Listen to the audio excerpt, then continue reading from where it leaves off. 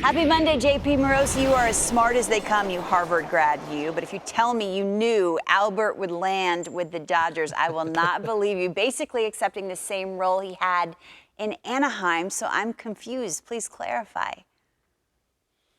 Well, Lauren, good morning. I hope you had a great weekend. A very interesting story, of course, with Albert going to the Dodgers. I think a lot of us expected it was going to be an American League team, but of course he is now staying on the West Coast, staying in Southern California, and going to the National League. The key part of Albert's attributes here are as follows. Number one, he has hit left-handers very well this year in a small sample size.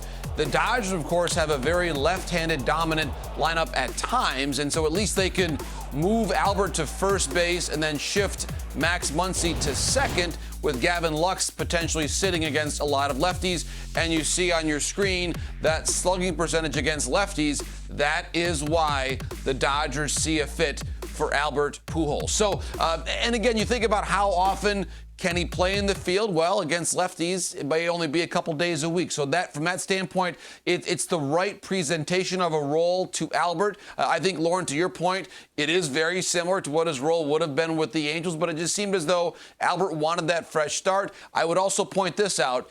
Going back 20 years, he has been close friends, almost family, with Placido Polanco. Placido Polanco welcomed Albert into his home when he was a young minor league player with the Cardinals.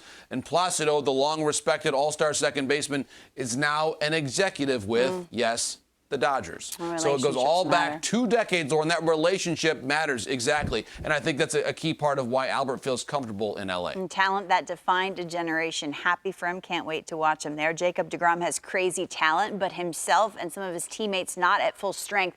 With McNeil and Conforto, are we talking injured list? Any updates on deGrom? I have so many questions. I'm so needy on a Monday. Yes, Lauren. I know there was a certain forlornness about all the Mets fans in the building on a Monday morning as they were coming into Secaucus thinking about what's going to happen with their team. Let's start with the two offensive players. I was told that Conforto very likely is going to the IL after the injury yesterday, and that for McNeil, it's a possibility, too. Of course, we saw him having to have some DH days and the hamstring being an issue for Jeff McNeil as well. The good news, even though with both Conforto and McNeil possibly going on the IL, it looks as though deGrom could be ready to pitch by as early as Friday with that right side injury. So that's the good news, is that deGrom could be back. But I think we saw it happen early in that game yesterday, and especially the way Conforto reacted as he got back to the dugout, and very gimpy.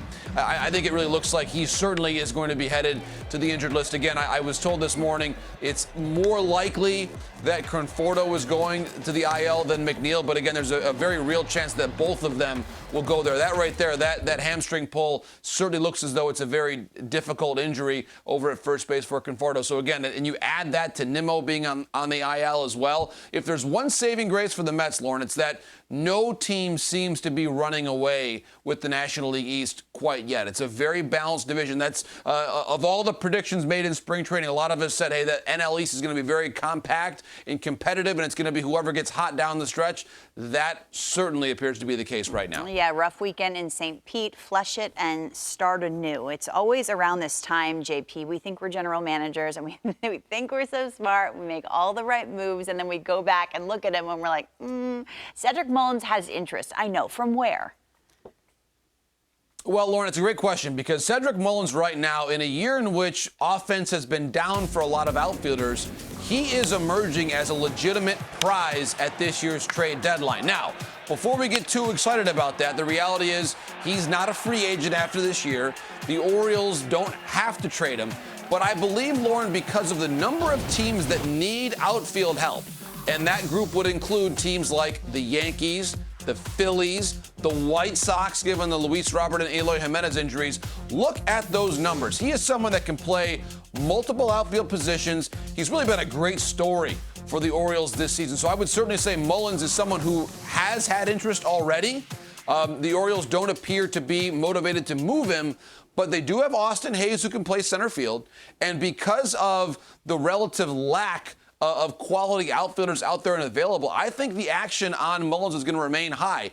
And D-Row made a very good point in the last segment, as he often does, about Taylor Trammell. I think with the Mariners, Kelenic coming up, Julio Rodriguez is there as well. There's now a surplus of outfielders for the Mariners, and to the point that you could easily see them moving someone like a Trammell. And if that's the case, I look at the Yankees. Lauren, this is the number that I can't even fathom right now. The Yankees have the team of Ruth and Gehrig and Reggie Jackson, all the great lefty hitters. The Yankees have the worst OPS from the left side of any team in the major leagues right now. The worst. The worst. And so from that standpoint, yes, I just fumbled my pen. Yes, from that standpoint, I could easily see Taylor Trammell being a fit there, or maybe even Cedric Mullins as well. I have no pen. I lost my pen. I can't believe it. He wrote a pen, and he wrote Talkman, who's now on the West Coast. You already had that guy, Yeah, there JP. you go. They probably should have had him. They had him. did. You're right. It's a great point. They had Talkman. Like 2 weeks They ago, had to get rid. They had to move him. Sorry. Last week, JP, we were playing I'm totally a game. flummoxed without my pen, by the way. I'm just flummoxed. That's I'm okay. flummoxed. I'm going to I need don't you know to what calm do. down. We have one Go more ahead. topic. Okay, one more topic. Okay. We Very were good. Let's playing go. a game, and Let's I go. asked, could Wander Franco be Rookie of the Year? And then I was like, relax. Like, let him play a game first. What's the timetable? Well, Lauren, another great question. Right now, we have seen Wander Franco. He's been playing a lot of third base right now at AAA. Actually, 3 of his last 4 games have been at third, which starts the gears turning here to think, wait a minute, are they preparing him for a different role at the major league level than what he's had as a shortstop?